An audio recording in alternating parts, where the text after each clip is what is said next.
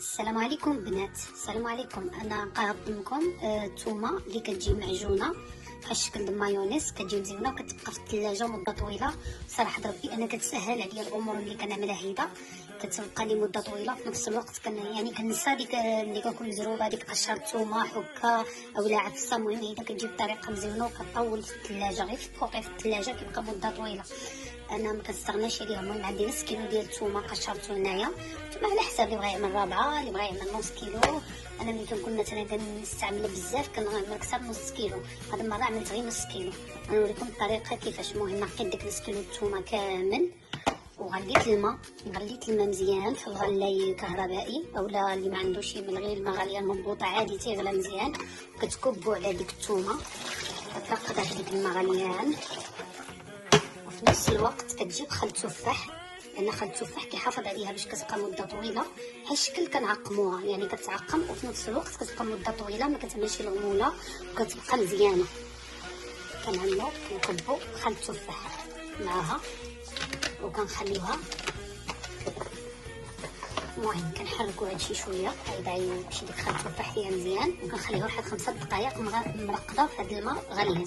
من بعد ما عملت لها الماء غليان وخل التفاح ترقدت 5 دقائق، ها كيفاش كتولي شايخه جديده. المهم كتولي اللون ديالها كيتفتح. كنشبروها من بعد ما استقطرناها مزيان، كنعملوها في هذا شي دايره تكون نقيه، من الاحسن تكون معمره ما استعملت. انا الصراحه ملي كنكون مزروبه كنعدل الطريقه هذه، والا ما كنتوش مزروبين كترقدوها في هذا الماء 5 دقائق وكتنشفوها وكتفرشوها على شي سربيته هيدا وكتخليوها ليله كامله تنشف. على غدا كتكملوا على الطريقه ديالها. انا دابا مزروبه ما عنديش الوقت، غنعدلو بهذه الطريقه هذه.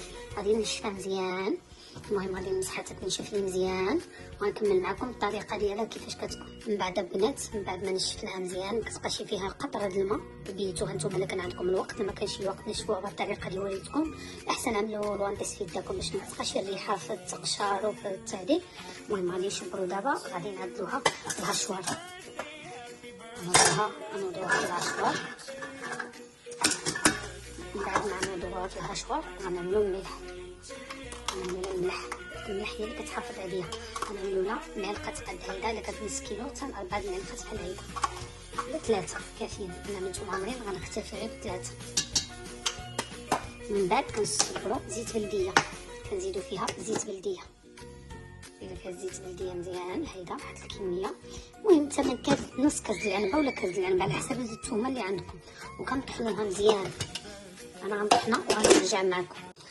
من بعد البنات ما طحناها بهذه الطريقه كتولي. المهم انا طحنتها بزيت بلديه، اللي ما عندوش زيت بلديه يطحنها بزيت روميه ممكن، يعني اللي متوفر عندكم. بعد ما كتطحن هيدا كنكون عندكم شي قاع الزاج بحال هيدا، انا ما كرميهمش، كنغسلوهم مزيان وكنعقموهم في الماء غليان وشويه خل التفاح. من بعد كنمسحهم مزيان كنشفهم، ما كنخلي حتى قطره ديال الماء. حيت ديك الماء الا بقى في الثومه سواء في الثومه ولا بقى سواء في القرعه ديال الزاج غادي يغملها لكم. دونك خصكم تعملوا هاد الطريقه هذه باش تتفاداو الغموله. من بعد كنعمروها في قرعه الزاج.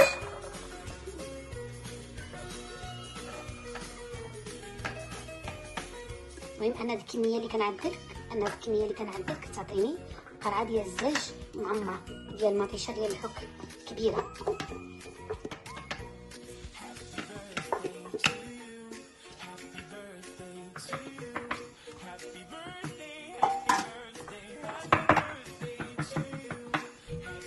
من بعد البنات كنمسكوا الجنابل ديالها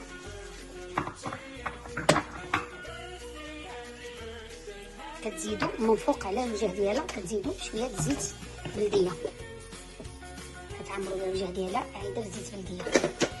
من بعد ملي كتبدلوا لها الزيت بلديه كتشبروا السلوفان كتعطيو لها غير الوجه ديالها باش ما كتفادى يدخل معها الريح وكتبقى بالجهد ديالها. كتدير واحد الدوره السلوفان هيدا بهاد الطريقه اللي كتشوفوا باش ما كتهرقش في نفس الوقت ما كيدخلش معها الهواء. وكتبقاو ملي كتبغيو تستعملوها كتهزوا شويه الجناب ديال السلوفان، كتهزوا معلقه ولا نص معلقه الثمن اللي بغيتو وكتغطيوها وكتحتفظوا بها في الثلاجه، ماشي في الثلج، يعني في الثلاجه الفوق عاديه.